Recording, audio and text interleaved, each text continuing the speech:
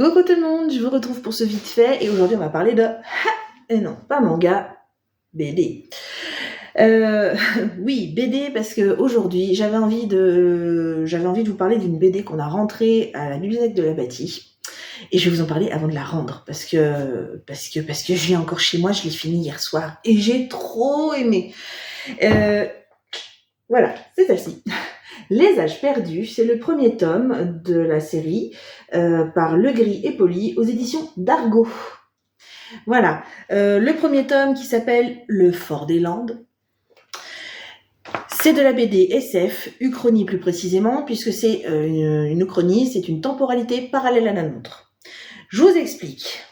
Pour le nouvel an, de l'an 1000, il y a un gros cataclysme qui arrive. Vous vous souvenez quand on a dit que les dinosaures avaient disparu parce qu'il y avait eu une pluie de météorites sur la Terre? Bah là, en fait, c'est rebelote. L'an 1000 commence par une grosse pluie de météorites. En gros, ça rase presque toute la Terre. Et du coup, la Terre est recouverte de ce qu'on appelle les temps obscurs. Voilà, une obscurité, de la fumée, enfin voilà. Et du coup, les humains se sont cachés plus ou moins sous terre, dans des grottes, tout ça. La nature reprend ses droits, elle devient vraiment sauvage, vraiment pas accueillante, tout ça, on a vraiment régressé. Et résultat des courses, au bout de 1000 ans, l'obscurité se dissipe et les humains sortent de leur grotte. Et ils s'organisent, on comprend, en espèce de clan primitif, un peu sauvage comme ça. Et en fait, pour survivre, ils alternent, il y a plusieurs forts qui se sont construits sur le territoire où ils peuvent à peu près vivre. Et en fonction des saisons, c'est tel clan qui va aller dans tel ou tel fort. Donc il y a vraiment ce devoir de cohésion pour le bien de tous.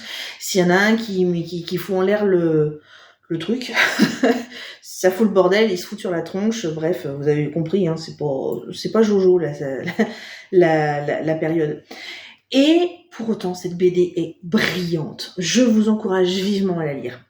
Tout ça parce que le scénario est rythmé. Franchement, déjà, je trouve que l'idée de départ, cette uchronie à partir de l'an 1000, où arrivé au Moyen-Âge, pouf, on retourne à l'âge presque de Cro-Magnon. Franchement, je trouve ça brillantissime. J'ai trouvé ça très très bien amené et en plus de ça, ça reste cohérent. Alors bien sûr, c'est de la SF, on pourrait penser qu'on va se tirer dessus au pistolet laser comme beaucoup dans la SF.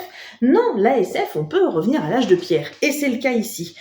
Je trouve que il y a même pas tellement d'incohérence parce que de toute façon, la SF, comme on est sur de l'imaginaire, on peut bien, avec un petit subterfuge, pallier à tout ce qui pourrait être incohérent dans notre réalité, notre temporalité à nous.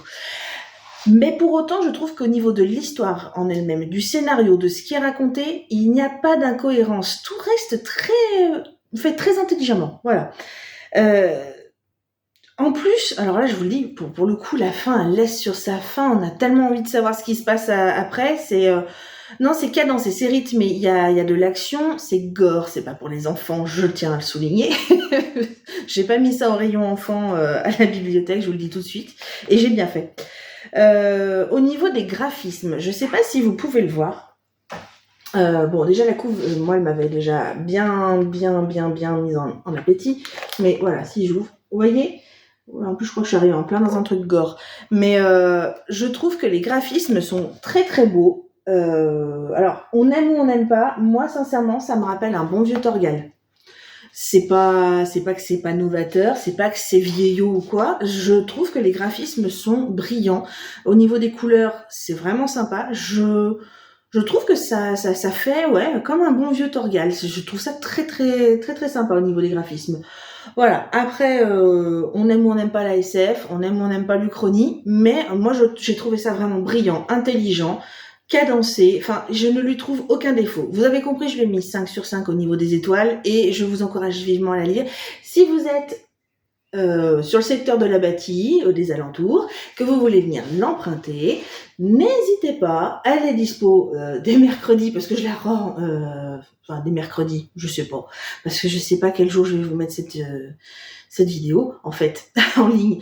Donc, bon, d'ici là, je l'aurai rendue. Allez-y, elle est trop bien. Et en attendant la prochaine, lisez.